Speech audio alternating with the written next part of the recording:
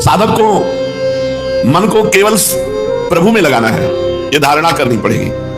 हमें एक ही कार्य है, मन को प्रभु में लगाना है।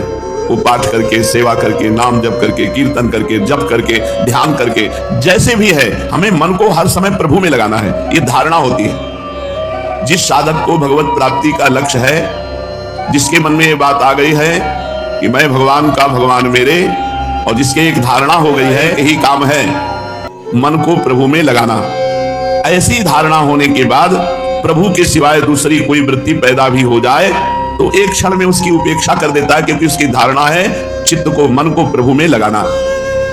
अगर प्रभु में लगाते समय कोई साइड में वृत्ति आ जाती, भूत का चिंतन, भविष्य का चिंतन, भोगों का चिंतन, तो उसका लक्ष्य है प्रभु में मन को लगाना, इसलिए उसकी तरफ ध्यान ही नहीं देता। बहुत खास बात है, जब हम मन को प्रभु में लगाते हैं तो हमारा मन संसारिक भोग वासनाएं, वर्तमान की व्यवस्था की चिंता, भविष्य की चिंता, भूत की चिंता, ये सब प्रकट करता है। हमको जैसे पागल आदमी की बातें नहीं सुननी है, ऐसे मन की बातें सुननी ही नहीं। मन बोलता रहे, कोई मत। साधक परेशान इसलिए हो जाता है कि मन में उसकी बहुत ममता है। जो मन कहता है उसको बहुत एकाग्रता से सुनता है और वही करना चाहता है, क्योंकि मन उसको अशांत कर देता है। हमें सुनना ही नहीं मन की। साधक का कार्य है केवल मन को प्रभु में लगाना, बस। वो क्या बोल रहा है, क्या चाह रहा है, क्या मांग रहा है, सुनना ही नहीं। पागल आदमी है, जैसे पागल आदमी की बातें नहीं सुनते, ऐसे अपने पागल मन की बात नहीं सुनते। ये कुछ भी बोलता है, कुछ भी चाहता है, कुछ भी भोगना चाहता है। तो साधक क्या करता है कि मन की उपेक्षा करके, उससे हटा करके चित्त को बार बार केवल भगवान में लगाता है। जब मन का प्रवाह केवल भगवान में ही लग जाता है, तब उसे कहते हैं ध्यान। अब ध्यान परायण है। बार बार हटाते हटाते मन अब लग गया। उबो मत। उबने से योग सिद्ध नहीं होता। उगताए हुए पुरुष को योग जल्दीबाजी से, आराम आराम से मन को बार बार प्रभु के नाम में, रूप में, लीला में लगाओ। जहां भागे उसको फिर हटा के लाओ। जब ये सलाह देने लगे गंदी बातों की, तो मानो पागल आदमी बोल रहा है, बात ही नहीं माननी। बार बार प्रभु में लगाते लगाते ये जब प्रभु में लग जाता है, तो जब प्रभु में लग जाता है तो उस स्थिति को कहते हैं ध्यान। ध्यान के समय तीन बातें रहती है। मैं प्रभु का ध्यान कर रहा हूं, मैं ध्याता प्रभु का, तो ध्येय और जो क्रिया वो ध्यान, ये त्रिपुटी रहती है। साधक ध्यान के समय अपने को ध्यान करने वाला मानता है और तद्रूप होने वाली वृत्ति को, जो ध्यान जिससे किया जा रहा है, उस क्रिया को ध्यान कहते हैं। और जिसके लिए किया जा रहा है, जो लक्ष्य है, वो ध्येय है। ध्याता, ध्यान और ध्येय, ये त्रिपुटी रहती है। तात्पर्य है कि जब तक इन तीनों का अलग अलग ज्ञान रहता है, तब तक ध्यान कहलाता है। और जहां अपने को भूल गया ध्याता और ध्यान क्रिया को भूल गया और केवल ध्येय रहा, उसे समाधि कहते हैं। केवल जी करे आओ समाधि भीतर, चित्त न डुलाई तू, अर्थात केवल श्यामा प्यारी कुंज बिहारी। मैं श्यामा प्यारी का ध्यान कर रहा हूं, इसका भी विस्मरण, केवल श्यामा प्यारी। कैसे अद्भुत आनंदमय स्थिति। अंत में केवल ध्येय रह जाता है, इसी को समाधि कहते हैं। यह संप्रज्ञात समाधि है।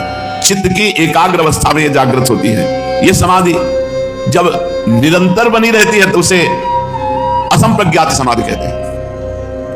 थोड़े समय के लिए जब यह समाधि होती है, बहुत सुंदर विषय है। जब साधक बार बार विषयों से मन को हटाकर प्रभु में एकाग्र करता है, तो धीरे धीरे उसका ध्यान लगने लगता है। जब ध्यान लगता है तो ध्यान में उसको ये बात रहती कि मैं प्रभु का ध्यान कर रहा हूं। प्रभु हुए ध्येय, क्रिया हुई ध्यान, और ध्याता मैं ध्यान करने वाला। जब तक ये रहता है तब तक केवल उसकी ध्यान संज्ञा रहे। और जब मैं ध्यान कर रहा हूं, ये बात चली गई, केवल प्रभु बचे जितनी देर के लिए, उसे समाधि कहते हैं, उसे संप्रज्ञात समाधि कहते हैं। ये टिकाऊ ज्यादा देर नहीं रहेगी, थोड़ी देर के लिए, घंटा, 2 घंटा, 4 घंटा, 6 घंटा, लेकिन निरंतर जब वही स्थिति बनी रहती है, निरंतर भगवदाकार वृत्ति बनी रहती है, तो उसे असंप्रज्ञात समाधि कहते हैं। पूज्य पादुड़िया बाबा इसी समाधि को प्राप्त महापुरुष थे, असंप्रज्ञात विचक्षणा समाधि। दीर्घ काल तक टिके रहने की स्थिति का नाम। उठते बैठते, चलते फिरते, खाते पीते, केवल भगवदाकार वृत्ति, उसे असंप्रज्ञात निर्विकल्प समाधि कहते हैं। जब तक ध्येय का नाम और नाम नामी का संबंध, ये तीनों चीजें रहती हैं, संसार का बिल्कुल स्मरण नहीं है, पर यह स्मरण है कि मैं प्रभु का नाम जप कर रहा हूं, प्रभु का रूप ध्यान कर रहा हूं, तब तक वो असंप्रज्ञात समाधि, मतलब अभी टिकाऊ बात नहीं है। समाधि में तो आ रहा है पर टिकाऊ बात नहीं। जब मैं प्रभु का नाम जप कर रहा हूं, ये भी भूल जाए, और केवल निरंतर नाम चल रहा है, केवल निरंतर रूप में है, उठते बैठते, चलते फिरते, खाते पीते, ये स्थिति तब वो कही जाती है समाधि को पहुंचा हुआ महापुरुष। ठाड़े बैठे परे उताना, कबीर कहे हम रहे ठिकाना। निरुद्ध अवस्था की समाधि दो तरह की होती है, सबीज और निर्बीज। जिसमें संसार की सूक्ष्म वासना बनी रहती है, सभी समाधि कहते हैं। सूक्ष्म वासना संसार का को प्रभाव दिखाना, संसार झुके तो आपको सिद्धियों की प्राप्ति हो जाएगी। सबीज समाधि में संसार का महत्व रखते हुए जो ध्यान धारणा समाधि है, तो उससे क्या होगा, सिद्धियां प्रकट हो जाएंगी। दूर की बात सुन लेना, दूसरे के मन की बात जान लेना, एक ही समय कई जगह प्रकट हो जाना, पत्थर में भी प्रवेश कर जाना, ये सब सिद्धियां प्रकट होती है। सबीज समाधि में सिद्धियां प्रकट होती है। और ये सिद्धियां सांसारिक दृष्टि से तो ऐश्वर्य है, पर पारमार्थिक दृष्टि से भगवत प्राप्ति में ये विघ्न है। साधक जब तक सिद्धियों को निस्तत्व नहीं कर देता, तब तक वो भगवान का साक्षात्कार नहीं कर पाता, इन्हीं सिद्धियों में अटक जाता है। और ये सिद्धियां ऐसे थोड़ी आती है कि दो चार माला घुमा लिया, आ गई सिद्धि, आ गई, क्या भाई हमें स्वीकार करो। रात दिन भगवदाकार वृत्ति, पर संसार के प्रति मात्र बुद्धि, मैं संसार में सर्वश्रेष्ठ पूज्य हूं, ये सब, तो ये सिद्धियां आ जाएंगी। और यदि वही लक्ष्य बना भगवान, तो सिद्धियां नहीं आएंगी, क्रॉस कर जाओगे भगवान को प्राप्त। इसलिए हमारे ब्रजमंडल में आपको कोई एक भी ऐसा सिद्ध नहीं होगा जो जादू तमाशा दिखाता हो, ये किया वो किया, बस भिक्षा मांगी और दैन्य होकर सबके चरणों की धूल माथे पे रखी, श्यामा श्याम के साथ खेल रहे, ऐसे सिद्ध हमारे ब्रज में। और जो चमत्कार दिखाने वाले सिद्ध रहे, वृंदावन के बाहर कर दिए। प्रेम सिद्ध और अष्टांग योग सिद्ध, इनमें अंतर होता है। अष्टांग योग सिद्ध बहुत लंबी आयु अपनी कर सकता है, लेकिन प्रेम सिद्ध जो ही प्यारो करे सोई मोहि भावे, बस जहां उसकी स्थिति होती है ताप प्रेम हो जाता है। फिर उसकी मना स्थिति और प्रभु की मन दोनों एक हो जाते हैं, तो भावे मोहि जोई, सोई सोई करे प्यारे, जो मुझे भाता है वही प्यारे करते हैं। संसार के संबंध से विमुख होने पर एक शांति प्रकट होती है, उसमें सुख मिलता है। संसार का संबंध रहने पर जो कभी भी, चाहे करोड़पति बन जाओ, चाहे जो पद मिल जाए, चाहे जितना भोग मिल जाए, वो शांति नहीं प्राप्त हो सकती। शांति संसार के भोगों के त्याग में है। त्यागात शांति अनंतरम, त्याग के अनंतर में ही शांति है। तो जिसको शांति प्राप्त होती है वो समाधि की तरफ बढ़ता है, क्योंकि लोभ बढ़ जाता है और शांति, परम शांति की तरफ उसकी गति होती है। तो संप्रज्ञात समाधि टिकाऊ बात नहीं है। 4 घंटे 6 घंटे 8 घंटे 10 घंटे आप टिके और इसके बाद फिर संसार में आ गए। लेकिन असंप्रज्ञात समाधि ये विश्राम है, निरंतर भगवदाकार वृत्ति रहती है। बहुत विलक्षण आनंद होता है समाधि में, विलक्षण सुख की प्राप्ति होती है। तो साधक अभ्यास करते करते चित्त को निरुद्ध अवस्था में, निर्विकल्प समाधि में, निर्बीज समाधि में जब पहुंच जाता है, तब वो विराम हो, अब वो मोक्ष पदवी को प्राप्त है। कोई संकल्प विकल्प नहीं, निरंतर भगवदाकार वृत्ति, अब वो परम पद का अधिकारी हो गया। तो श्री भगवान कहते हैं कि जो समस्त विषयों से उपराम होकर निरंतर चित्त को प्रभु में लगाते हुए, निरंतर स्वरूप में लगाते हुए कोई भी नहीं निर्वीज समाधि को प्राप्त होता है, वो योगी परम सिद्ध कहा जाता है। चलते हैं महाप्रभु श्री चैतन्य देव के पावन चरित्र में। आज महाप्रभु चैतन्य देव जी के पावन चरित्र में बड़ा अद्भुत चरित्र है। महाप्रभु को 7 प्रहर तक भगवत आवेश रहा। महाभारत के युद्ध क्षेत्र में अर्जुन के प्रार्थना करने पर भगवान ने अर्जुन को अपना विराट रूप दिखाया। भगवान का वो विराट रूप दोनों सेनाओं के मध्य में प्रकट हुआ, लेकिन किसी तीसरे ने नहीं देखा, भगवान और अर्जुन। कहीं तीसरे व्यक्ति ने, अर्जुन के सिवा किसी तीसरे व्यक्ति ने भगवान के विराट रूप को नहीं देखा। क्यों? क्योंकि दृष्टि ही प्राप्त नहीं थी। सभा के मध्य में हुआ, दोनों सेनाओं के मध्य में भगवान ने विराट रूप प्रकट किया। केवल अर्जुन भगवान के विराट रूप को देखे। दोनों सेनाओं में लाखों मनुष्य वहां उपस्थित थे, किंतु उनमें से किसी को भी भगवान के उस रूप के दर्शन नहीं हुए। तो अर्जुन क्या इन चर्म चक्षुओं से भगवान को देख पाए? नहीं, भगवान ने कृपा करके अर्जुन दृष्टि प्रदान कर दी। इसीलिए दिव्य दृष्टि के सहारे अर्जुन ने भगवान के उस अलौकिक महाविराट रूप का दर्शन करने की सामर्थ्य प्राप्त की। इधर भगवान वेदव्यास जी ने संजय को दिव्य दृष्टि दी थी। इस कारण हस्तिनापुर में बैठे बैठे ही संजय को भगवान के युद्ध क्षेत्र में विराट रूप के दर्शन की बात। असल में दिव्य दृष्टि के बिना दिव्य स्वरूप का दर्शन हो ही नहीं सकता।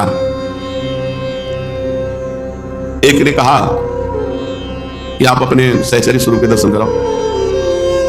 अब सहचरी स्वरूप के दर्शन सहचरी ही कर सकती है। सहचरी स्वरूप का दर्शन मतलब प्रियाजू का दर्शन। अब वो ऐसे थोड़ी है कि नथुनी बाला पहन के दर्शन करा दे। देहातीत स्थिति है। जब आपकी देहातीत स्थिति होगी तब आप उसे प्राप्त कर सकते हैं। तो जैसे प्रियाजू की प्राप्ति के लिए उपासना की जाती है, ऐसे सहचरी, गुरु सहचरी की प्राप्ति के लिए। गुरु सहचरी को कहां देखा जाता है? प्रियाजू के समीप में, वहीं पार्श्व में विराजमान प्रियाजू के दिखाई देता है। विचिन्वंती के शान क्वचन कर जय कंचुक पटम कुचाप्यामुंचंती कुछ कनक दिव्यत कलसयो। वो श्री जी की सेवा परायण है। बिना दिव्य दृष्टि के नहीं देखा जा सकता, ऐसे बिना दिव्य दृष्टि के प्रियाजू की सहचरी को नहीं देखा जा सकता। बाहरी लौकिक दृष्टि से केवल 5 भौतिक पदार्थ देख सकते हो, बस, इसके अलावा नहीं। तो पांच भौतिक पदार्थों से बना हुआ स्वरूप, पांच भौतिक पदार्थों का बना हुआ दृश्य, ये केवल इन आंखों से देख सकते हो। जब भीतरी नेत्र खुलेंगे, जब श्री कृष्ण की कृपा दृष्टि आप पे पड़ेगी और वो दिव्य दृष्टि प्रदान करेंगे, तब अलौकिक रूप दिखाई देता है, तब दिव्य प्रकाशमान में प्रेममय रूप का दर्शन हो सकता है। और वो रूप ऐसा होता है, अपनी भाव क्षमता के अनुसार ही दिखाई देता है। जितनी अपनी भाव क्षमता है उतना ही दर्शन होगा। उसकी भाषा में, वाणी में सामर्थ्य नहीं कि वर्णन कर दिया जाए। भगवान कृपा करके जिसे अपना लेते हैं, अपना कहकर जिसे वर्ण कर लेते हैं और अंतर से प्रेम दृष्टि खोल देते हैं, उसे ही भगवान के दर्शन होते हैं। उसके सामने भगवान ज्यों के त्यों प्रकट होते हैं। जैसे हम आप बैठे हैं ऐसे प्रकट होते हैं। ऐसा ये ध्यान वाला विषय नहीं, ये प्रकट विषय है। जब अंतर्दृष्टि खुल जाती है तो सामने ऐसे भगवान प्रकट हो जाते हैं। दृढ़ विश्वास के बिना, निरंतर भजन के बिना इष्ट देव की ऐसी कृपा नहीं होती कि दिव्य दृष्टि प्राप्त हो जाए, भगवत साक्षात्कार हो जाए। अब ये योग कितने दिनों में सिद्ध होगा, या कितने महीनों में, या कितने वर्षों में, इस बात का निर्णय नहीं किया जा सकता। आपकी यदि प्रयत्नशीलता, वैराग्य जोर का है तो दिनों में हो जाएगा, शिथिल है तो वर्षों लगेगा, प्रमादी हो तो जन्मों लगेगा। इसमें आपके ऊपर है कि आपके संसार की भोग प्रियता कितनी जल्दी नष्ट होती, बस यही योग है। संसार के किसी भोग ना जाए, रुपए पैसे में जाता है भोगों के कारण, क्योंकि रुपए पैसे से भोग प्राप्त होते हैं और भोगों से शरीर को सुख मिलता है। और जिसका शरीर से ही अपनापन खत्म हो गया है, चित्त निरंतर परमात्मा में, भगवान में तल्लीन है, वो सिद्ध योगी हो जाता है। मन में किसी वस्तु, व्यक्ति, परिस्थिति आदि का चिंतन ही ना होना, देखो योग सिद्धि का क्या स्वरूप है। मन में किसी वस्तु, व्यक्ति, परिस्थिति आदि का चिंतन ही ना होना, प्रत्युत मन प्रभु में तल्लीन है, केवल प्रभु में। इस प्रकार प्रभु में ही मन लगा रहने से जो साधक है उसकी वासना, कामना, आशा, तृष्णा ये सर्वथा नष्ट हो जाती है। क्या आनंद होगा जिस हृदय में प्रभु का स्वरूप प्रकाशित है। कोई कामना नहीं, कोई स्पृहा नहीं, कोई इच्छा नहीं, कोई वासना नहीं। इतना ही नहीं, वो जीवन निर्वाह के लिए उपयोगी पदार्थों की आवश्यकता भी नहीं मांगता, जीवन निर्वाह की भी परवाह चली जाती है। अब भगवान जैसे निर्वाह करें, उसके मन में किसी भी वस्तु आदि की किंचन मात्र भी चाह नहीं रह जाती, तब वो सिद्ध योगी हो जाता है। कैसी स्थिति होती है उसकी? स्वरूप में स्थित हुए जो योगी है उसकी चित्त की स्थिति कैसी होती है? बोले यथा दीपो निवातस्थो निंगते सोपमा स्मृता योगिनो यत चित्तस्य युञ्जतो योगमात्मनः। जैसे एकांत स्थान में दीपक रखा हो, जहां वायु का प्रवेश न हो और दीपक की लौ एक तार जल रही है। यथा दीपो निवातस्थो, योगी का अभ्यास करते हुए चित्त ऐसे प्रभु में लग जाता है जैसे एकांत स्थान में रखा हुआ दीपक, जहां हवा प्रवेश न कर सके, एक लौ, ऐसे उसकी भगवान में स्थिति होती है योगी की निरंतर भगवदाकार वृत्ति। जैसे सर्वथा स्पंदन रहित वायु के स्थान में रखे हुए दीपक की लौ थोड़ी भी हिलती डुलती नहीं है, ऐसे ही जो साधक अभ्यास करता है, जिसका मन प्रभु में इतना लगा है, चित्त वश में है, दीपक की लौ की तरह साधक की उपमा दी गई है चित्त की सदाकार वृत्ति। तात्पर्य कि उस साधक के चित्त स्वरूप में ऐसा लगा रहता है, प्रभु में ऐसा लगा रहता है कि उसे प्रभु के सिवाय दूसरा कुछ चिंतन भी नहीं होता। कोई भी स्थान वायु से सर्वथा रहित नहीं होता, वायु सर्वत्र रहती है, पर कहीं वायु स्पंदन रूप में रहती है और कहीं निस्पंदन रूप में रहती है। तो जैसे कांच रख दिया जाए तो वायु तो अंदर है पर स्पंदन युक्त नहीं है, निस्पंदन है, वो हिला नहीं सकती दीपक की लौ को, वायु का अभाव नहीं है। इसी प्रकार माया का अभाव नहीं है, कहीं सर्वत्र माया है, पर माया रहित चित्त है, वो सदैव भगवान में दीपक की लौ की भांति प्रकाशमान ज्ञान का प्रकाश है। कोई भी माया का आकर्षण नहीं, एकमात्र भगवान का चिंतन। जैसे स्पंदन रहित वायु के स्थान में स्थित दीपक की लौ चेष्टा रहित हिलती डुलती नहीं है, ऐसे ही अपने चित्त को वश में करके प्रभु में स्थित किए हुए है उस साधक की ऐसी स्थिति होती है सिद्ध पुरुष की। यत्रो परमते चित्तम निरुद्धम योग सेवया यत्र चैवात्मनात्मानं पश्यन्नात्मनि तुष्यति। योग सेवया, जो साधक साधना कर रहा है तो जिस समय उसकी ये निरुद्ध अवस्था होती चित्त की, आपने निरुद्ध अवस्था को सुना, निर्विकल्प समाधि, उठते बैठते चलते फिरते खाते पीते हर समय भगवदाकार वृत्ति, इसे निरुद्ध अवस्था कहते हैं। उपरमते, वो सबसे उपराम हो जाता है, कहीं उसकी कोई रति नहीं होती, जिस अवस्था में स्वयं अपने आप से अपने आप को देखता हुआ अपने आप में ही संतुष्ट हो जाता है, उस अवस्था को सिद्ध पुरुष कहते हैं। इसके पहले बता चुके हैं कि गौरांग महाप्रभु के जीवन में द्विविध भाव दृष्टिगोचर होते थे। वैसे तो सदा एक अमानी भगवत भक्त के भाव में रहते थे, किंतु कभी कभी उनके शरीर में भगवत भाव भी प्रकट होता था। उस समय उनकी सभी चेष्टाएं तथा व्यवहार ऐश्वर्यमय होते थे। ऐसा भाव बहुत देर तक नहीं रहता था, कुछ काल के अनंतर उस भाव का समन हो जाता था और फिर ये ज्यों के त्यों ही साधारण भगवत भक्त के भाव में आ जाते। अब तक ऐसे भाव थोड़ी ही देर के हुए थे, किंतु एक बार ये 7 प्रहर तक भगवत भाव में बने रहे। 7 प्रहर, उसे सप्त प्रहरिया भाव कहते हैं। वैष्णव भक्तों ने इनके दिव्य रूप के दर्शन किए, 7 प्रहर तक उसी रूप में बने रहे। नवद्वीप में प्रभु के शरीर में यही सबसे बड़ा भाव हुआ था। वासुदेव घोष, मुकुंद दत्त, ये तीनों उस महाप्रकाश के समय वहां मौजूद थे। ये तीनों ही वैष्णव में प्रसिद्ध पदकार हुए। इन तीनों ने चैतन्य चरित्र लिखा है, इन्होंने अपनी आंखों का प्रत्यक्ष देखा हुआ वर्णन किया है। इतने पर भी विश्वास न करने वाले विश्वास नहीं करते, क्योंकि वे इस विषय में एकदम अनभिज्ञ हैं।